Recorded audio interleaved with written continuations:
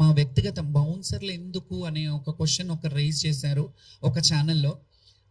ఆ ఛానల్ ఏదో కూడా నేను చెప్తాను, ఆ వ్యక్తులు ఎవరో కూడా చెప్తాను. ముందుగా నేను చెప్పే ముందు మీకు అర్థం కావాలని చెప్తున్నాను. అందులో బౌన్సర్లు ఎందుకు, ఈమెకు బౌన్సర్లు అవసరమా, అయినా శివశక్తులు జోగినీలకి బౌన్సర్లు అవసరమా అంటే అవసరమే. ఎందుకో చెప్పనా, లక్షలాది మంది మన్నలను, లక్షలాది మంది ప్రేమను సంపాదించుకున్న మేము, కొంతమంది చెడుగా ఉంటారు, కొందరు మంచిగా ఉంటారు. అందులో ఎక్కడ కూడా అపశృతి జరగొద్దు. మేము బోనాలు తీసుకెళ్లేటప్పుడు తెలియక కూడా అత్యుత్సాహంతో, అతి ప్రేమతో వాళ్ళు మా మీదికి పడి ఫోటోలు దిగాలని, ఫోటోల కోసం ఎగబడుతుంటారు. ఈ విషయం మీ అందరికీ తెలిసిందే, మీడియా వాళ్ళకి. ఎందుకంటే మిమ్మల్ని కూడా తోసేసిన సందర్భాలు ఉన్నారు. మీరు కూడా చాలా మంది నా బోనానికి కింద పడ్డ సందర్భాలు చాలా ఉన్నాయి.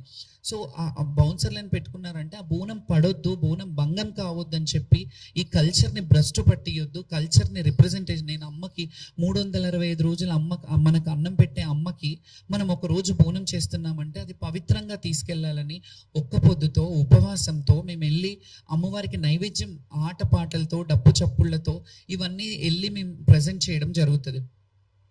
డబ్బులు గవర్నమెంట్ పెట్టట్లేదు, మా సొంత డబ్బులు. మేము అలంకరించుకునే అలంకారం మా సొంత డబ్బులు, మేము వేసుకునే పూలదండలు మా సొంత డబ్బులు, మేము పెట్టుకునే బౌన్సెస్ కూడా మా సొంత డబ్బులతో, మా వ్యక్తిగత డబ్బులతో మేము ఖర్చు పెట్టుకుంటాం. ఎందుకంటే కల్చర్ని రిప్రజెంట్ చేయడం మాత్రమే మాకు తెలుసు.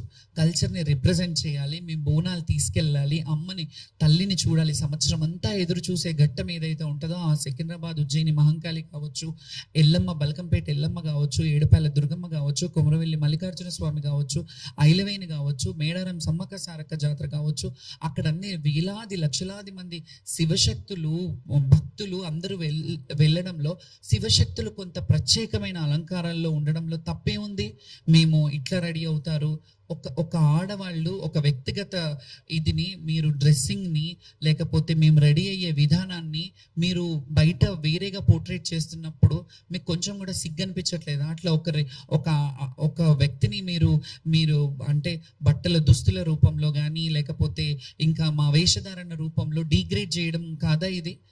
డిగ్రేడ్ చేయడం, మమ్మల్ని తక్కువ చేసి మీ హేళన చేయడం కాదా ఇది? మా వస్త్రధారణ మీద మీరు అట్లా హేళ చేయడం అదొకటి. ఇంకొకటి, అందులో కొంతమంది పోలీసుల హడావిడి జరిగింది, పోలీసుల గొడవలు జరిగినాయి. నెక్స్ట్ డే మమ్మల్ని పంపించేశారు. బోనము వేరే కొంతమంది జోగినీలు మేము అక్కడ కూర్చున్నప్పుడు వచ్చేసి గబగబల్ని ఏమైందో తెలియదు మాకు, మేము వచ్చేసినాము, వాళ్ళు కూర్చునేసరికి బోనం ఎక్కించాం. కొంచెమన్నా బుద్ధుంది మాట్లాడుతున్నారా మీరు? శివశక్తులకి ఈ మాట చెప్తున్నాను. నేను ఈ రోజు కూడా ఇవన్నీ పక్కన పెడితే, నేను ప్రభుత్వంతో కొట్లాడానా, ఇవన్నీ కొట్లాడానా పక్కన పెడితే, నేను డైరెక్ట్ క్వశ్చన్ ఒక శివశక్తులకు వేస్తున్నాను ఈ సవాలు. ఇన్ని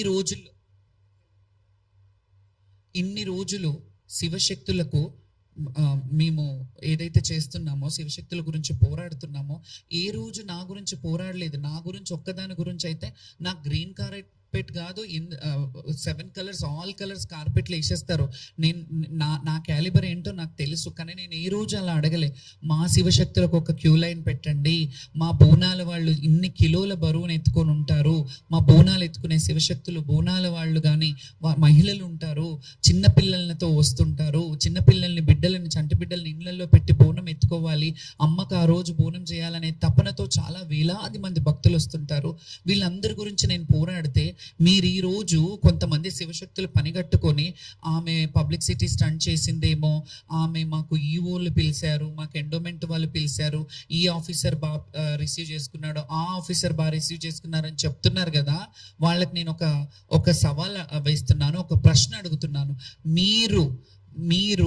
మీకు ఆ ప్లాట్ఫామ్, వాళ్ళు మిమ్మల్ని పిలుస్తున్నారు చూడు, ఆ ప్లాట్ఫామ్ వాళ్ళు పిలవడానికి కారకురాలు, బాధ్యురాలని నేను. ఎందుకంటే ఎన్నోసార్లు రోడ్ల మీద కూర్చొని, ఎన్నోసార్లు ఉద్యమాలు చేసి, ఎన్నోసార్లు మా శివశక్తుల హక్కుల గురించి పోరాడాను. నేను ఇప్పుడు కూడా ఎవరో అన్నారని నేను పోరాటం ఆపను. ఎందుకంటే నన్ను నమ్ముకొని ఉన్న వాళ్ళు కూడా చాలా మంది ఉన్నారు. చాలా మంది శివశక్తులకి వాళ్ళకి రోజు కూడా పూట కూడా గడవని శివశక్తులు ఉన్నారు. చాలా మంది చచ్చిపోతే వాళ్ళ అంతిమ సంస్కారాలు, దహన సంస్కారాలు చేయడానికి కూడా డబ్బులు లేని శివశక్తులు చాలా మంది ఉంటే చాలా మందికి చేశాం. ఇవన్నీ పబ్లిసిటీ చేసుకోవాలంటే ఎప్పుడో చేసుకోవచ్చు, కానీ మేము అలా పబ్లిసిటీ కాదు. శ్యామలకు ఒక శివశక్తిగా 200-300 సంవత్సరాలు నా అకౌంట్లో వేసుకొని అన్ని రోజులు బ్రతకాలని రాలేదు. నేను ఉన్నన్ని రోజులు 4 రోజులు బ్రతికినా ఆ 4 రోజుల్లో ఒక 10 మందికి సేవ చేయాలి. ఒక శివశక్తులు, నేను ఈ కల్చర్లో ఉన్నాను, నా కల్చర్ని బాగుపడాలి, నా కల్చర్ ఎదుగుదలని నేను చూడాలి. ఈ బోనాల కల్చర్లో ఎవరైతే జోగినీలు ఉన్నారో, శివశక్తులు ఉన్నారో వాళ్ళు కూడా ఉన్నతమైన స్థాయిలో ఉండాలి, ఉన్నత పొజిషన్లో చూసి నేను సంతోషించాలి. ఎందుకంటే నేను సినిమాలు చేశాను, నేను డాక్టరేట్లు తీసుకున్నాను, ఇవన్నీ ఒక్క రోజులో అవ్వలేదు. నేను నా 35 ఏళ్ళ శ్రమ, నా 35 ఏళ్ళ కష్టాన్ని ఎవరో వచ్చి అనామకులు వచ్చేసి నువ్వు ఇట్లా అని అంటే పడడానికి ఇక్కడ ఊరుకోవడానికి లేదు. నేను ఎంత కష్టపడితే నాకు ఆ సర్వీస్ వచ్చింది. దాని తర్వాత కొంతమంది పనిగట్టుకొని వాళ్ళు స్పృహ తప్పిపోయి డ్రామా చేశారన్నారు. నేను అదే అడుగుతున్నా, నేను స్పృహ తప్పిపోయి డ్రామా చేస్తే అక్కడ కనీసం అట్లీస్ట్ ఒక మెడికల్ క్యాంప్ వాళ్ళు ఎవరైనా వచ్చి నన్ను లేపారా, ఎవరైనా పక్కకు జరిపారా, పోనీ అంబులెన్స్లో తెచ్చి నన్ను హాస్పిటల్కి పంపించారా? మీరు చేస్తున్నారంటే అది చెయ్యాలి కదా. నేను అక్కడ 2 నిమిషాలు పడ్డాను, 2 సెకండ్లు పడ్డాను, 5 నిమిషాలు పడ్డాను, కానీ పోలీసు వాళ్ళు అయితే వచ్చి పక్కకు జరపాలి కదా. ఇది మీ బాధ్యత కదా. ఎందుకంటే మీరు హామీ ఇచ్చారు, మేము ఎప్పుడులాగానే వస్తుండే, మీ హామీ ఇచ్చారు. ఇంకొకటి, ఇదంతా నేను అయిపోయింది.